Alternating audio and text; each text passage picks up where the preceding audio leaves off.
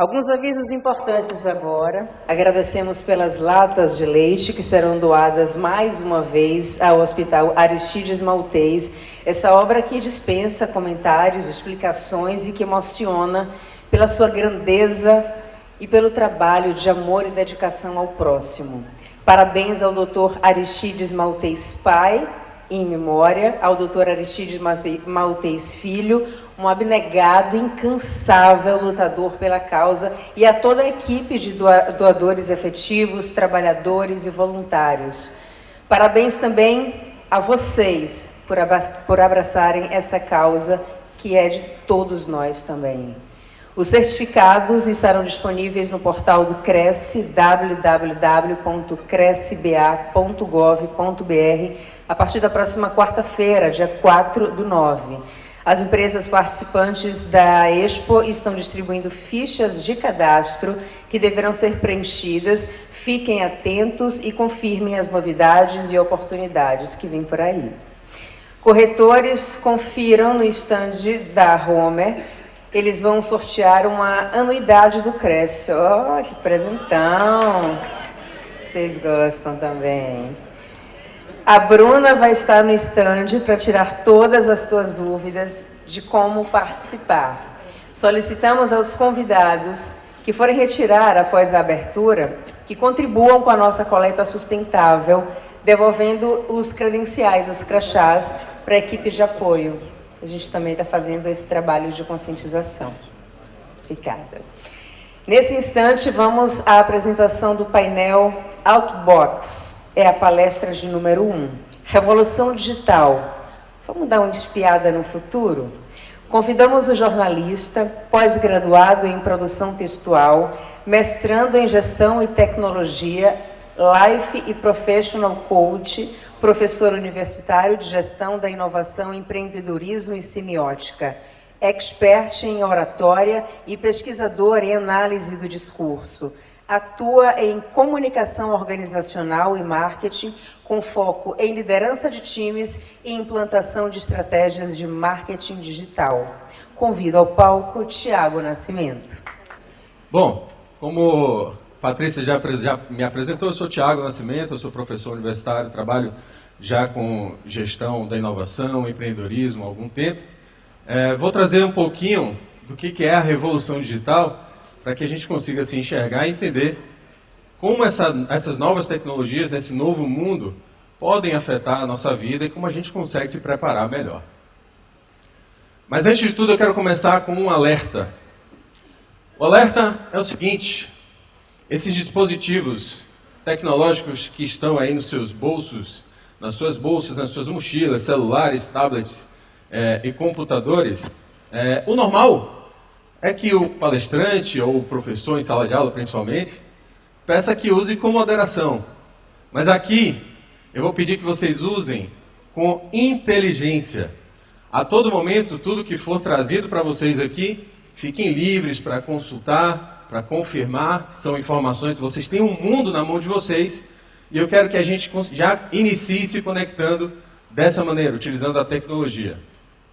Afinal de contas, esses dispositivos móveis, eles são um dos principais responsáveis por viabilizar essa que é a revolução digital.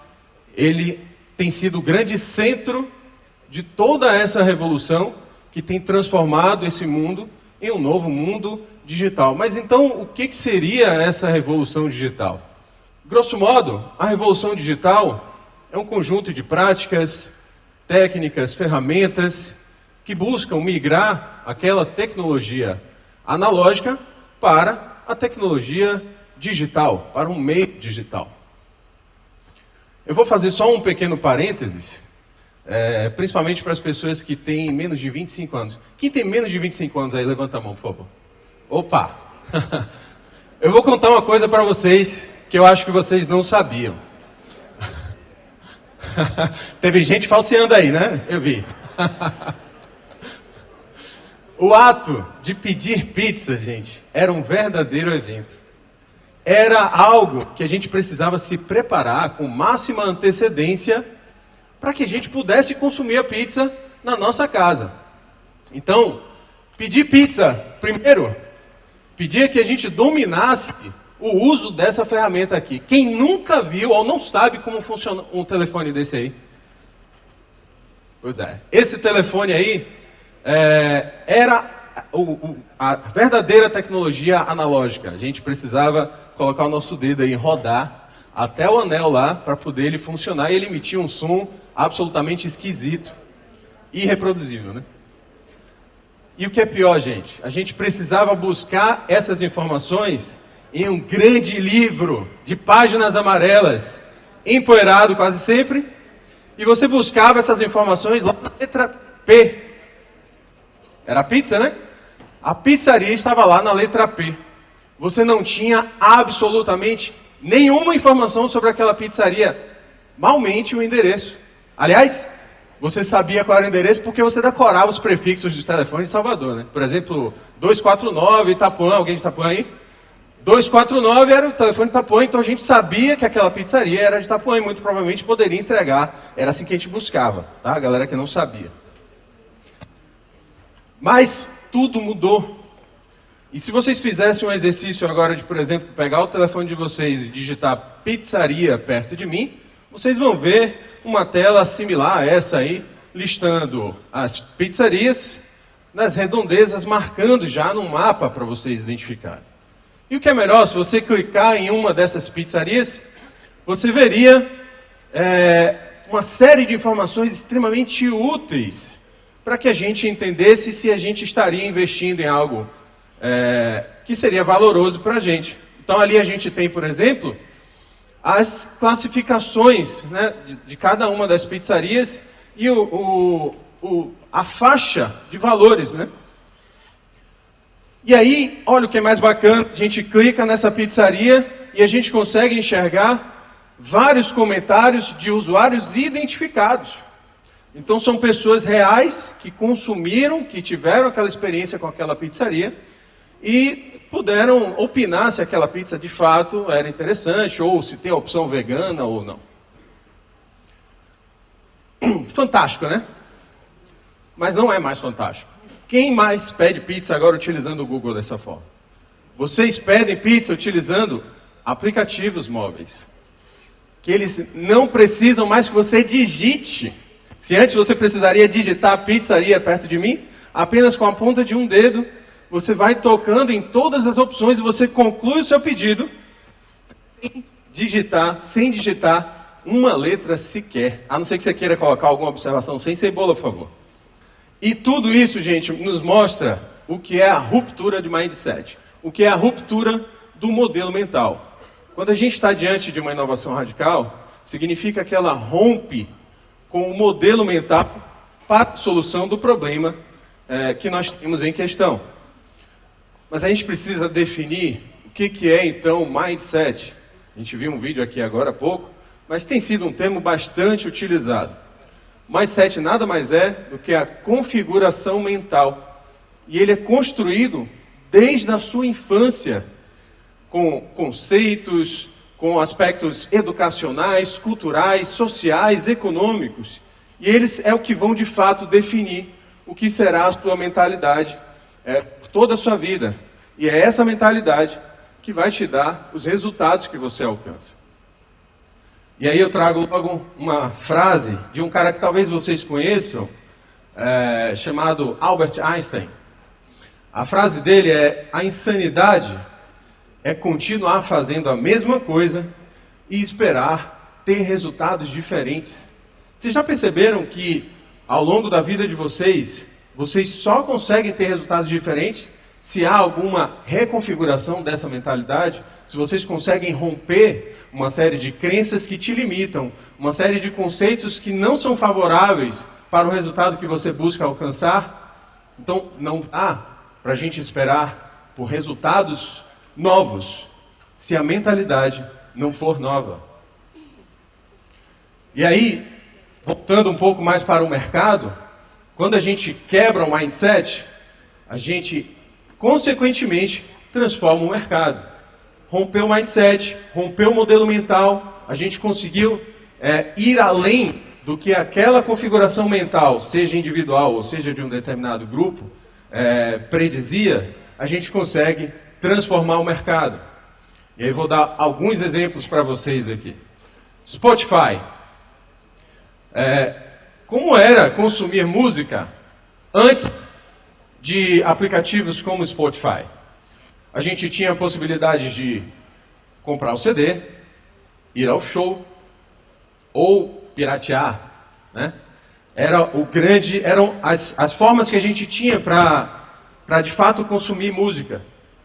E o Spotify entendeu que esse mundo digital, que já trazia esses aspectos de um usuário que tentava ouvir a sua música e não precisar comprar um CD que tem 15 músicas que ele só queria uma, o Spotify identificou que havia ali uma grande possibilidade de romper uma tríade que não era favorável para todos os três.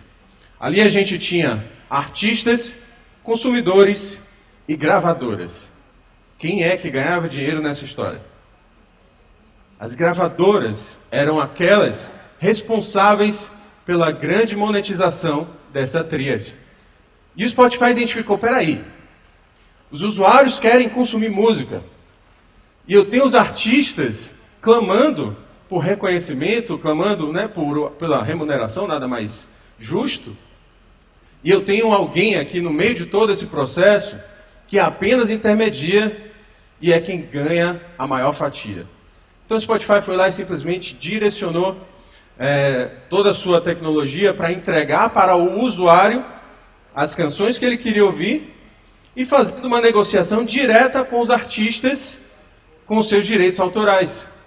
E o que aconteceu? Quebrei o mindset. Se eu quebro o mindset, eu transformo o mercado. E isso aconteceu com as gravadoras.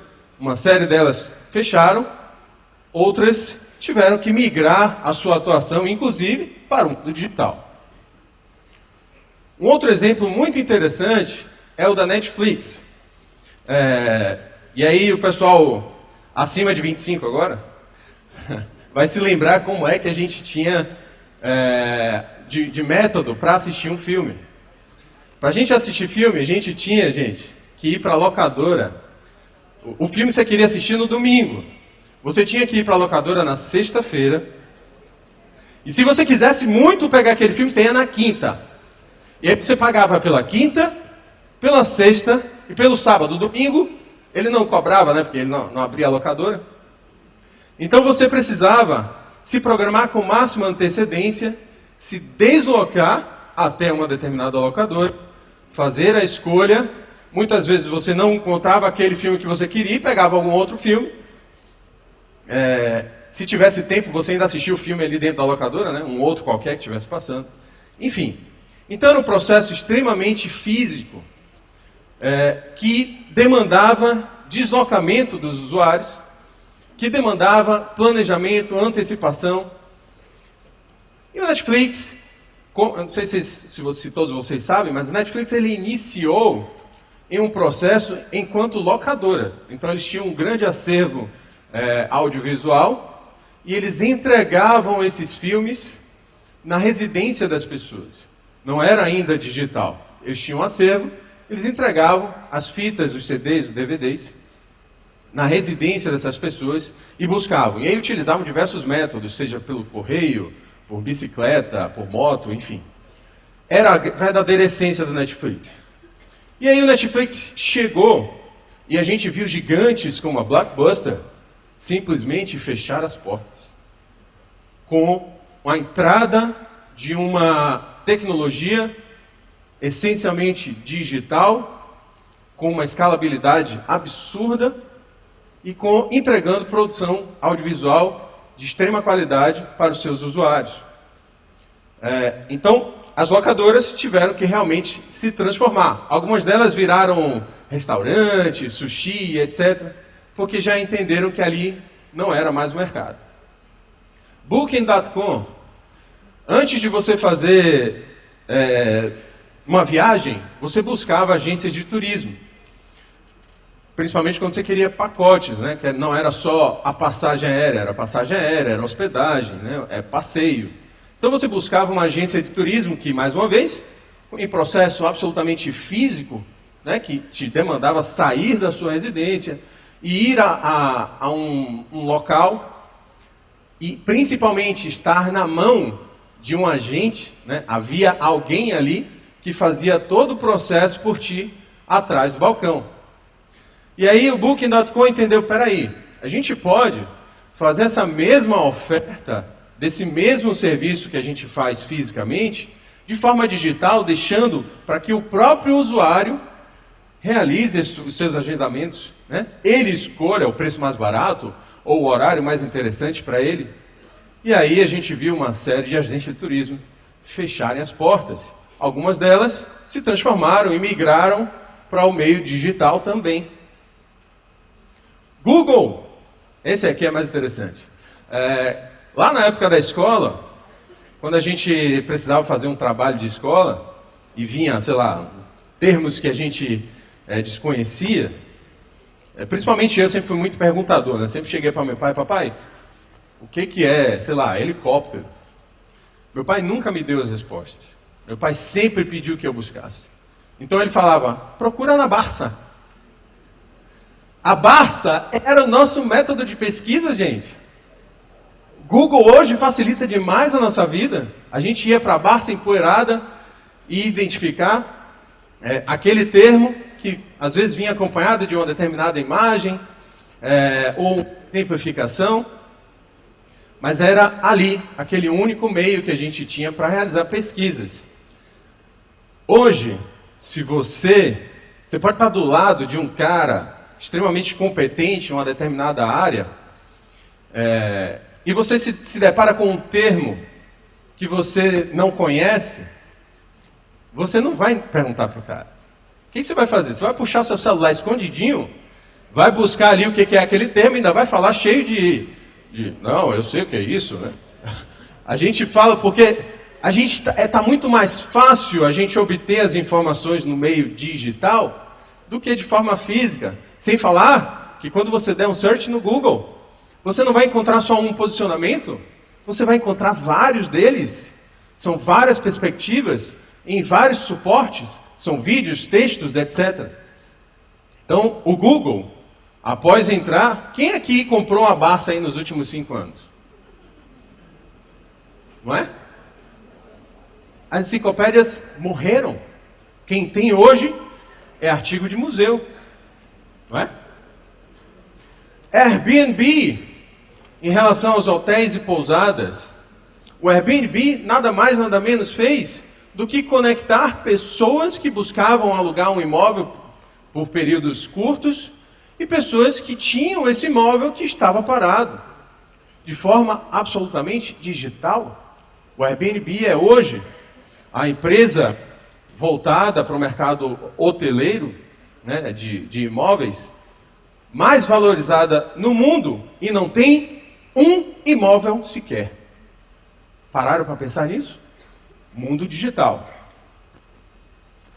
WhatsApp e as operadoras de telefonia. Antes do WhatsApp, a gente tinha poucos métodos para se comunicar, né, com as pessoas. A gente tinha o SMS, que custava, não era barato, sei lá, 20 centavos, um SMS. E você tinha ligações telefônicas. Se você tivesse sem crédito, tinha aqueles 3 segundos, né? Alô? Você está onde? Era a possibilidade de a gente se comunicar de forma gratuita, né? Todo mundo falou no 3 segundos, não adianta. Todo mundo falou. Então o WhatsApp chegou de forma absolutamente digital e prometeu e entregou para os usuários comunicação online de forma absolutamente gratuita. Bastava você ter um ponto de internet, Wi-Fi, ou o consumo de dados, e você se comunicaria com a outra pessoa no outro lado. E o que aconteceu com as operadoras de telefonia? Não sei se vocês lembram, mas a operadora de telefonia funcionava mais ou menos assim. A gente pagava 80, 90 reais, a gente tinha 30 minutos para falar o mês todo. 90 reais. 30 minutos para falar o mês todo. E às vezes ele dava um pacote de 10 SMS. A gente estava na mão das operadoras de telefonia, gente. A gente não tinha opção. Aliás, os mais antigos vão se lembrar, a linha telefônica, para a gente ter uma linha telefônica móvel, Era um processo árduo. Era tão importante que constava no imposto de renda, era um patrimônio. Você tinha que dizer lá que você tinha uma linha telefônica. Não era barato, gente. Você pagava para aderir e você pagava caro para utilizar. Hoje, em quase todas as operadoras de telefonia móvel, você se comunica sem pagar nada. As ligações estão dentro do seu pacote. Tem planos aí com valores de 40 a 50 reais e absolutamente compatíveis com o nosso uso hoje. Então o WhatsApp, depois de entrar no mercado, quebrou o mindset e as operadoras de telefonia móvel precisaram... Vocês querem trocar? E as operadoras de telefonia móvel precisaram se transformar. Redes sociais e os veículos de comunicação. Gente, quando alguém morria, o que acontecia? Como era a musiquinha? Alguém lembra aí? Na Globo? Pois é. Tocava essa musiquinha, o que você estivesse fazendo, você largava, ia para frente da TV, porque você sabia que tinha acontecido alguma tragédia. Era algo muito importante que tinha ocorrido ali, e era extremamente urgente, e exigia a sua atenção. A gente consumia informações pura e simplesmente pelos veículos de comunicação. A gente também estava na mão deles. Não tinha alternativa.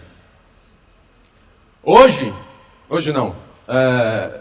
No ano passado, quando a gente soube do ato contra o presidente Bolsonaro, vocês souberam disso como? Como é que chegou essas informações para vocês? WhatsApp, gente. Chegou e diversos ângulos, né? Vários vídeos de diversos ângulos. Se vacilar, tinha uma GoPro dentro da faca ali entrando. Foi a forma que agora passou a ser a nossa comunicação absolutamente digital. E com a chegada dos veículos com a chegada das redes sociais, os veículos de comunicação também tiveram que se transformar. Hoje a gente vê em todos os jornais, quase sempre lá no final, você tem alguma notícia? Manda pra gente. Vocês todos são produtores de conteúdo agora. Quando vocês passam em qualquer lugar e tem algo diferente, a nossa primeira reação é sacar o celular e filmar. A gente gosta de ser produtor de conteúdo, a gente quer produzir conteúdo. Ou quem aqui nunca ficou feliz por ter feito uma figurinha, alguém salvou e falou, usou a mesma figurinha. Pô, fiz a figurinha do WhatsApp e a pessoa foi lá e usou, né? A gente gosta disso. A gente quer ser produtor de conteúdo. Uber e táxi.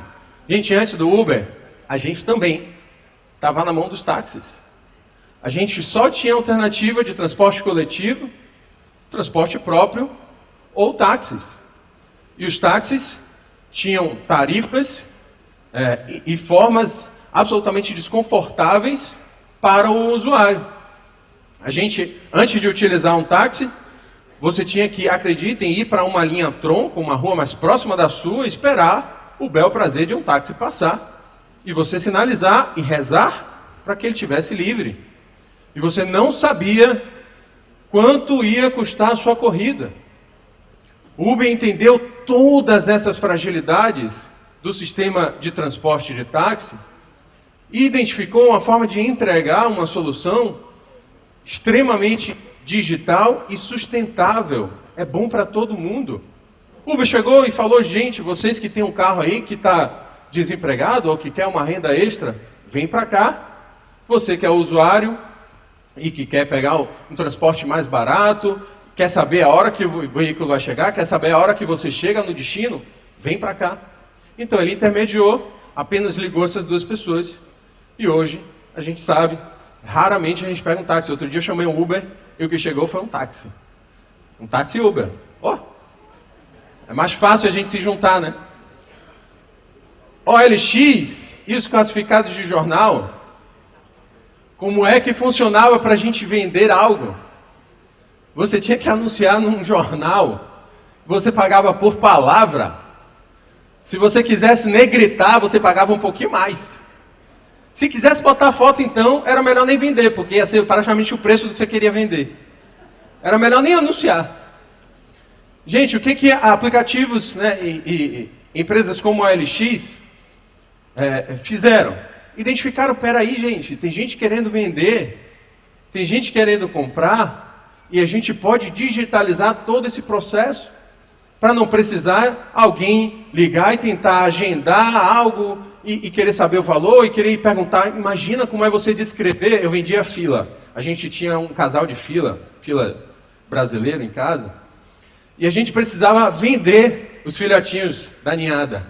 Como é que a gente descrevia um fila tigrado e um fila champanhe, né, daquele jeito, utilizando as ferramentas que a gente tinha para o classificado de jornal, né? Então era um processo extremamente complicado, físico, e que não era favorável nem para um lado, nem para o outro. Então a LX e de diversas outras empresas identificaram essas demandas e apenas conectaram vendedores com compradores. E o Tinder, gente? O que é o Tinder, gente? O Tinder é a virtualização, é a digitalização da paquera. Tem gente que condena, não, Tinder não serve para nada, Tinder é só quem está lá, quem não presta. Mas pare para pensar. Numa balada, quando você entra, o que te conecta a uma determinada pessoa é o primeiro aspecto, que é o físico. É só o físico que vai lhe atrair a ter um determinado interesse por aquela pessoa. E o Tinder foi lá e digitalizou esse processo, fica mais barato para todo mundo, fica mais legal, né? As baladas tiveram que se transformar. Outro dia eu vi encontro do Tinder numa balada. Olha que legal.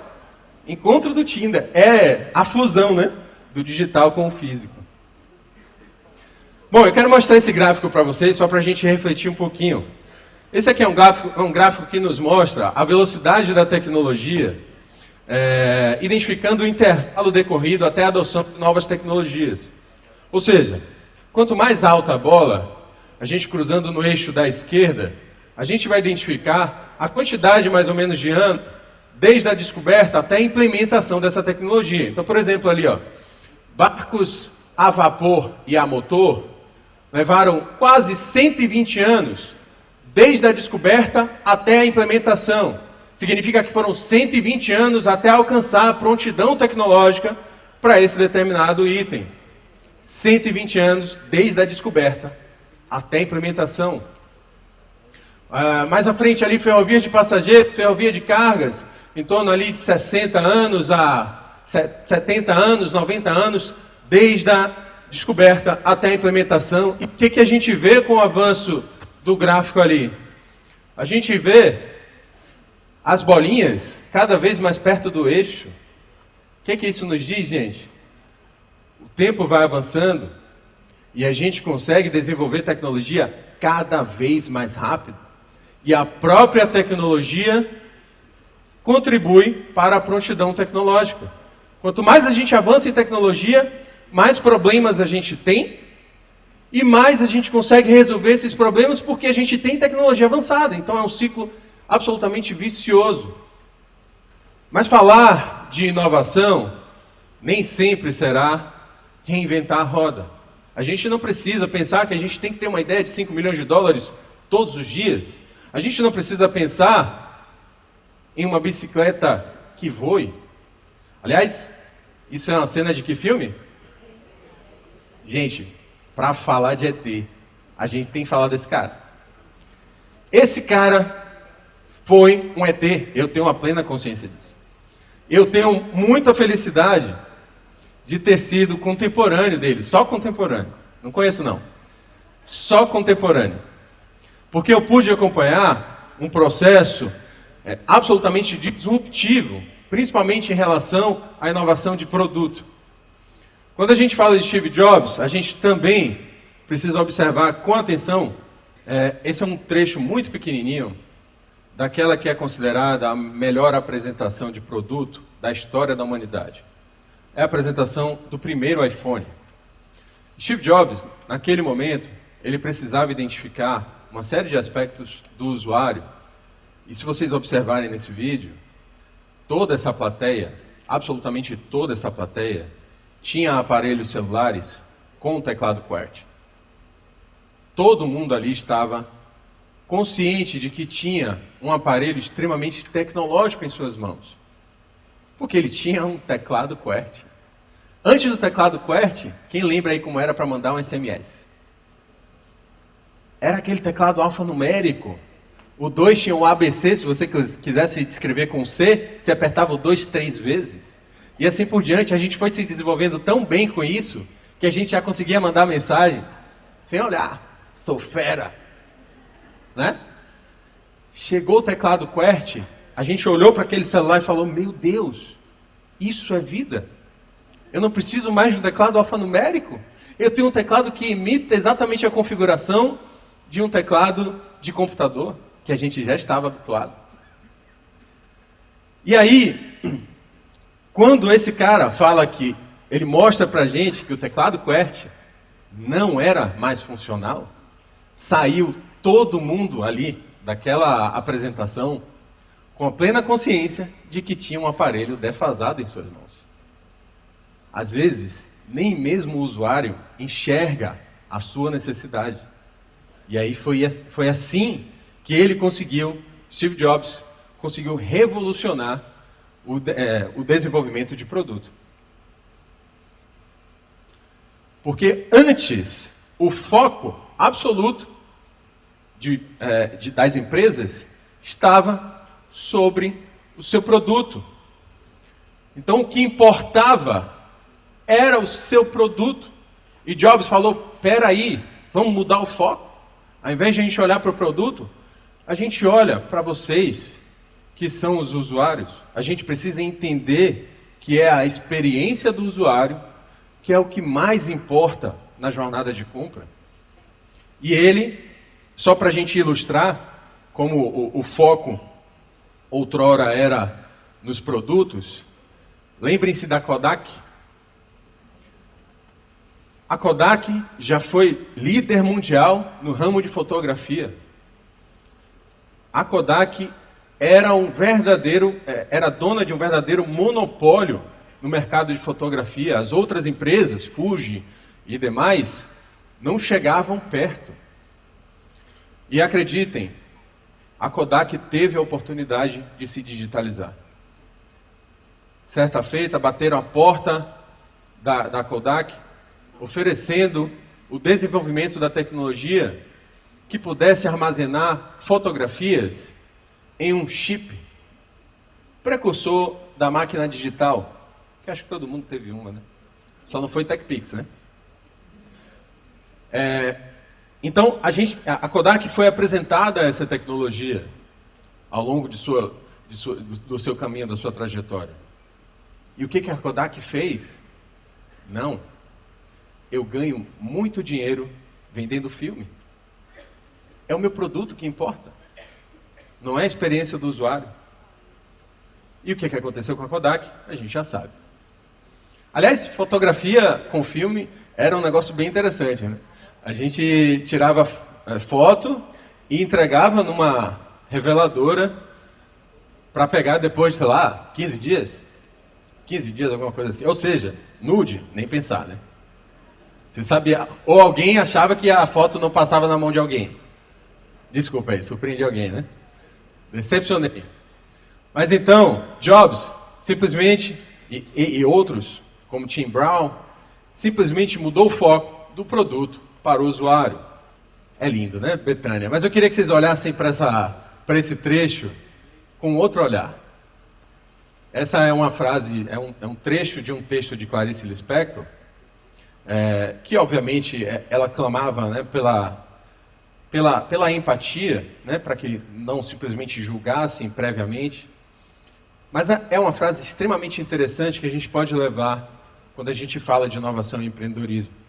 Antes de julgar a minha vida, calce os meus sapatos. Ou seja, é o usuário, é o seu cliente que está te falando isso. Antes de julgar, calce os meus sapatos. Percorra o caminho que eu percorri, viva as minhas tristezas, as minhas dúvidas, viva as minhas alegrias, tropece onde eu tropecei e levante-se assim como eu fiz. É a pura empatia clamada nos versos de Clarice Lispector. A gente precisa também falar de outro ET. Quem conhece esse cara aí? Quem é?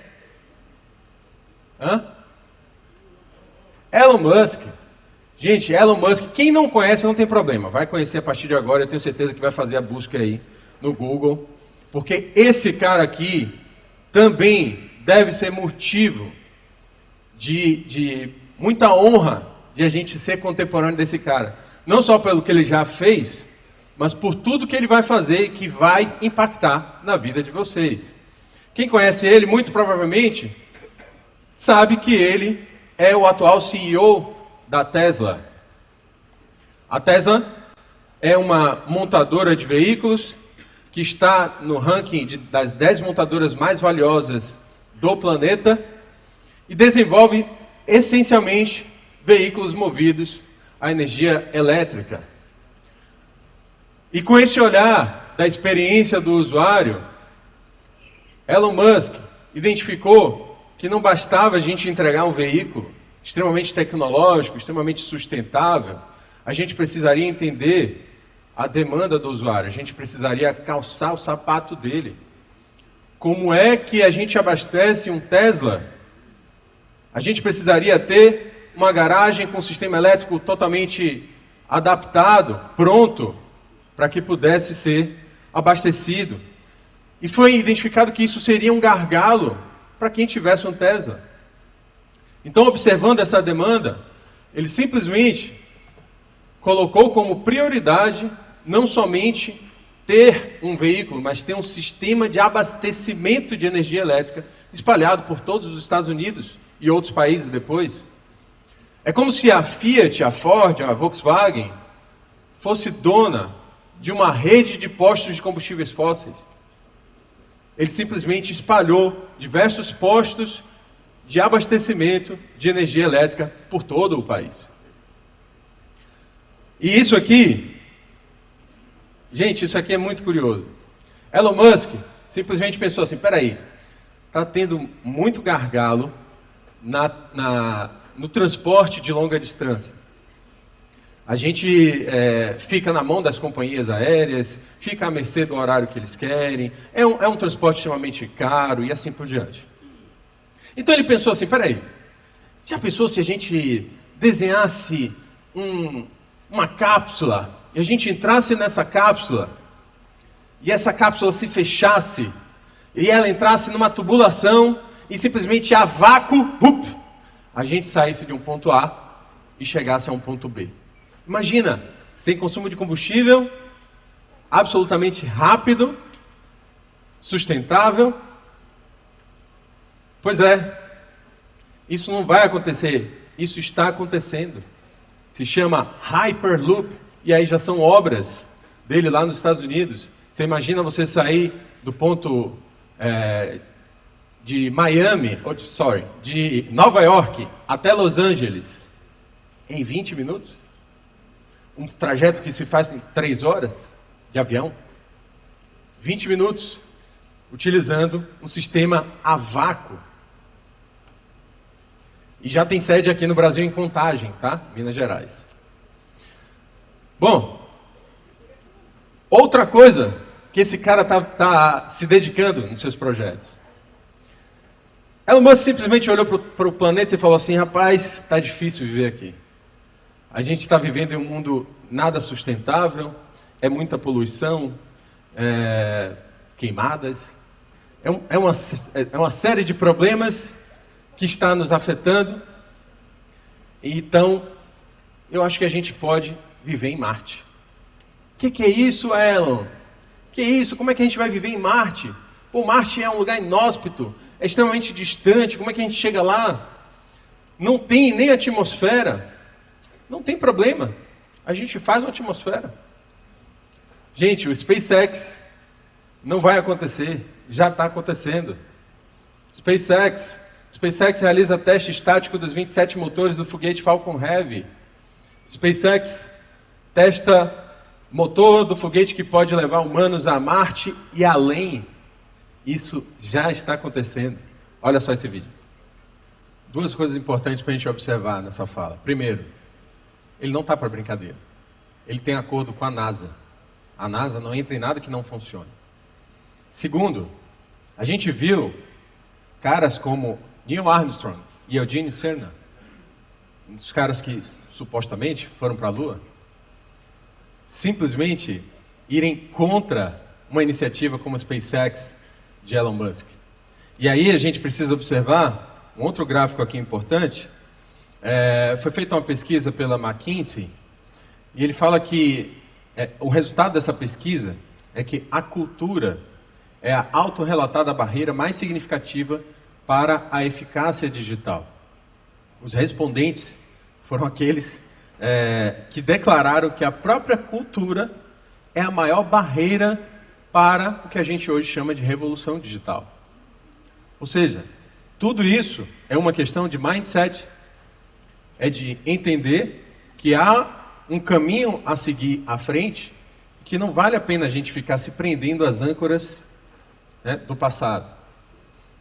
E isso nos mostra que uma série de inovações encontram essas barreiras, né, ao longo de suas trajetórias. O não, aquela história, né, o não a gente sempre tem. Então a gente precisa buscar esse sim. E aí quando se fala de inovação, a gente vai ter uma série de nãos ao longo dessa trajetória. E é importante a gente discutir, mais uma vez, a questão do mindset enquanto propulsor dessa cultura de inovação. E aí uma outra frase que eu quero deixar para vocês, totalmente adaptada, mais uma vez, é que o caminho só existe quando você passa. A música que vocês conhecem, de Samuel Rosa. De Samuel Rosa e Chico Amaral, Skank. Mas é muito forte, né? O caminho ele só existe quando você passa, ou seja, você não precisa ir pelos caminhos que já passaram. Você pode criar o seu. É possível criar o seu caminho. E isso falando, inclusive, em desenvolvimento de novos produtos, em empreendedorismo. Mas aí, o que a gente pode esperar mais pela frente? Essa aqui é a Sofia. Para quem não conhece, a Sofia é um humanoide, é um robô dotado de extrema inteligência artificial, desenvolvido por pesquisadores de Hong Kong. E ela simplesmente não precisa de repertório para se comunicar. Ela tem inteligência suficiente para que não seja necessária uma intervenção humana prévia a um diálogo com o humano, por exemplo. Ela é tão importante no mundo da robótica e da inteligência artificial que ela é entrevistada por jornalistas por onde passa. E ela consegue concluir a entrevista de forma absolutamente brilhante. Ela consegue reproduzir expressões faciais, 62 expressões faciais. E o que é mais curioso é que em uma dessas entrevistas, ela se queixava da humanidade que não consegue cuidar do lugar onde vive. E que futuramente ela iria destruir os humanos e assumir tudo isso aqui. Cena de terror, né? Amazon Prime Air. Gente, a Amazon Prime Air até o final do ano já inicia entrega com drones. Onde quer que você esteja, em até 30 minutos. Deu enter lá na compra, chega o dronezinho na sua varanda, no seu quintal e entrega o seu produto. Skype Translator. O Skype Translator é uma ferramenta, o Skype todo mundo conhece, né? Agora você imagina você se comunicar com alguém falando em mandarim e você aqui em português, você falou em português, chegou lá em mandarim, a pessoa falou em mandarim, chegou para você em português. Isso não vai acontecer, isso está acontecendo, o Skype Translator está disponível. Uber autônomo, a gente sabe, já tem mais de um ano que eles estão testando veículos autônomos, enquanto o Uber, você imagina, você entrar no Uber lá e de repente não tem ninguém no motor, oh meu Deus, vamos nessa. Teve acidente até recentemente, né, que criou uma determinada polêmica de que não seria necessário, mas após uma perícia, foi identificado que nem mesmo um humano conseguiria evitar o acidente, né, com aquela senhorinha que cruzou o caminho no escuro. Geladeiras inteligentes. Gente, a geladeira inteligente é o sonho de qualquer homem solteiro. Não é o meu caso. mas é o sonho de qualquer homem solteiro. A geladeira inteligente, ela consegue identificar todos os ingredientes que tem ali e pode sugerir uma receita. Olha, com o que você tem aqui, você pode fazer uma lasanha. Olha que legal. Ela identifica a data de validade dos elementos que estão lá dentro. E ela pode te sinalizar, olha, aqueles 3 ovos já vão vencer. Ela consegue ir muito além disso e, inclusive, fazer a compra no seu mercado. Simplesmente a compra chega na sua casa. Você sabe o que é vocês esquecerem a geladeira, esquecerem tudo que precisa dentro da geladeira? Ela vai te sinalizar absolutamente tudo. Você pode comandar a sua casa através da geladeira que utiliza o IoT, Internet das Coisas. Gente, isso aqui é o Digit. O Digit é um robô desenvolvido por uma empresa norte-americana que está sendo financiado pela Ford. É um robô dedicado à entrega de encomendas. E ele se conecta a veículos autônomos. Olha só, veículo autônomo que vai com o Digit dentro, com todas as encomendas, e ele para no lugar onde tem que se entregar, desce com a encomenda e bate na sua porta. Imagina você abrir e dar de cara com um robô entregando um pacote para você. Esse aqui é fantástico. Se chama 8Sleep. O 8Sleep é uma cama inteligente. Ela consegue mensurar a sua temperatura e adaptar a temperatura da cama para o seu corpo, para o maior conforto do seu corpo. Ah, e se for um casal, porque o casal é sempre assim, né? É um calor e outro é frio, não tem jeito. E se for um casal, ela é bipartida. Ela consegue adequar a temperatura para os dois de forma individualizada. Mas não parou aí. Ela vai fazendo uma coleta de uma série de dados para montar relatórios do seu sono. Ela identifica quanto tempo você esteve no sono profundo. Ela identifica quanto tempo você roncou. Ela identifica quanto tempo você falou, e se você quiser, você ainda ouve depois do que você falou, que ela grava. Mas o mais bacana é que ela tem internet das coisas. Ou seja, ela começa a entender a hora que você vai acordar e manda um sinal para a cafeteira para ela ligar. Zerei a vida.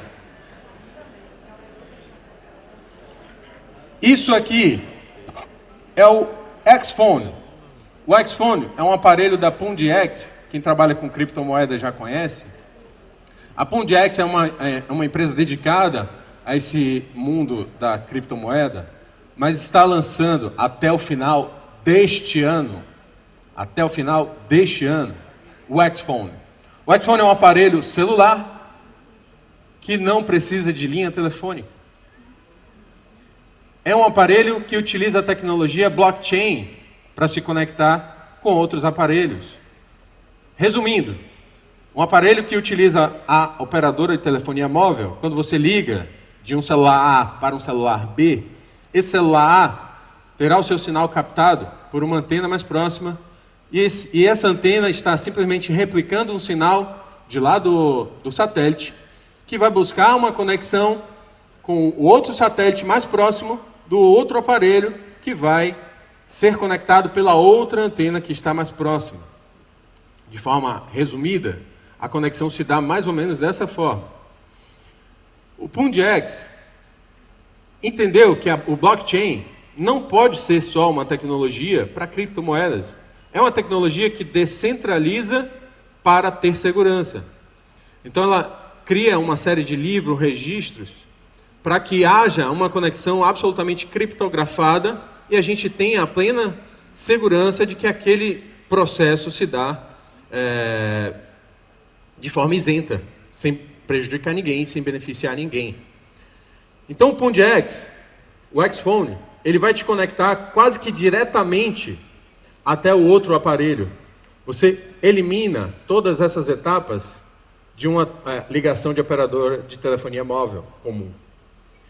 E isso, se a gente for um pouquinho mais à frente, em como isso deve se desenvolver, pode ter que quebrar o mindset para provocar uma transformação de mercado em uma série de aplicações, como por exemplo Uber. Lembra do Uber que a gente falou agora há pouco? A Uber, ela simplesmente centraliza e conecta usuários que querem um veículo e usuários que têm um veículo. Quando a gente elimina todos esses processos, a gente consegue, com uma funcionalidade do Xphone, se conectar com outros aparelhos de forma direta. Ou seja, ele vai buscar aparelhos que estão identificados enquanto aparelhos de motoristas que estão próximos a você, e você simplesmente uberiza a Uber. Você não precisa mais da Uber para chamar motoristas. E aí o pessoal da OLX, o Dadian deve estar já sabendo mais ou menos disso, que isso pode impactar, inclusive na OLX, em negócios que centralizam esse tipo de comunicação, já que a gente consegue de forma direta se conectar e buscar com funcionalidades do aparelho outros aparelhos que cruzem interesses contigo. E isso, como eu já falei, já está acontecendo. Isso aí é um teste de operação, de ligação de um Xphone para o outro, utilizando já a tecnologia do blockchain. Se vocês derem um Google aí, vocês vão encontrar uma série de vídeos já testando as funcionalidades do Xphone. Agora eu quero fazer uma pergunta para vocês. Qual foi o show com o maior público da história? Quem lembra aí? Woodstock, quem mais? Freddie Mercury. Gente, não ouvi até agora qual foi. Acreditem, o maior show da história foi de Marshmello. Quem conhece Marshmello? Levanta a mão. Opa, que legal. Você sabe como é que foi esse show? Esse show foi feito dentro de um jogo chamado Fortnite, que os filhos de vocês aí devem já jogar há muito tempo. O meu joga, inclusive o meu estava nesse show. Esse show teve um público de 10 milhões de pessoas. 10 milhões de pessoas dentro de dispositivos móveis, celulares, PS4, Xbox. E essa galera que vocês estão vendo aí são os usuários. É o avatar de cada um desses meninos que estavam lá assistindo o show do Marshmello. A gente está digitalizando, inclusive, processos como um show musical. Bom, só para a gente chegar para finalizar, certa feita, um rapazinho chegou da escola com um bilhete. A escola mandou um bilhete para ele entregar para sua mãe. E ele, muito obediente, foi com um bilhetinho, com vontade de ler, mas não abriu e entregou para sua mãe. Mamãe, a escola mandou para você. E aí a mãe olhou, encheu os olhos de lágrima e sorriu. E aí ele perguntou: o que tem, mamãe? O que tem aí dentro? E aí a mãe falou: meu filho, aqui diz, seu filho é um gênio. Essa escola é muito pequena para ele e não tem suficientes professores ao seu nível para treiná-lo. Por favor, ensine-o você mesmo. E aí eles se abraçaram e assim nunca mais ele foi para a escola. Ele foi educado absolutamente pela sua mãe ao longo de toda a sua trajetória. Esse cara foi Thomas Edison. Thomas Edison foi um dos caras mais brilhantes, geniais que essa terra viu passar. Ele foi o inventor da lâmpada, ele foi o inventor dos trilhos de trem, da câmera fotográfica, dos pneus e da vitrola, entre outras mais de 100 invenções que esse cara entregou para a humanidade. E aí, em um determinado momento,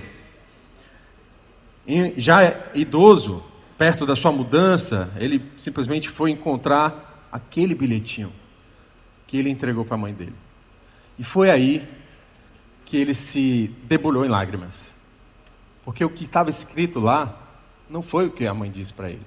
O que estava escrito era: seu filho é confuso e tem problemas mentais.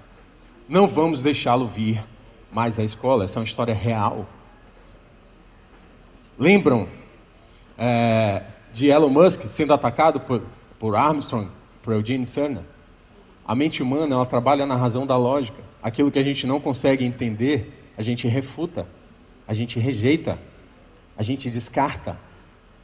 E isso vai funcionar na inovação e no empreendedorismo por todo o sempre. E aí tem uma frase, para fechar, que a genialidade, a frase de Thomas Edison, a genialidade é 1% de inspiração e 99% de transpiração. Ou seja, você não precisa ter uma eureka por dia, não. É uma ideia, mas você precisa executar. Uma ideia é só ideia. Coloque no chão, faça acontecer. Que isso é muito mais importante do que buscar ter novas ideias a todo momento. Pessoal, muito obrigado pela atenção de vocês.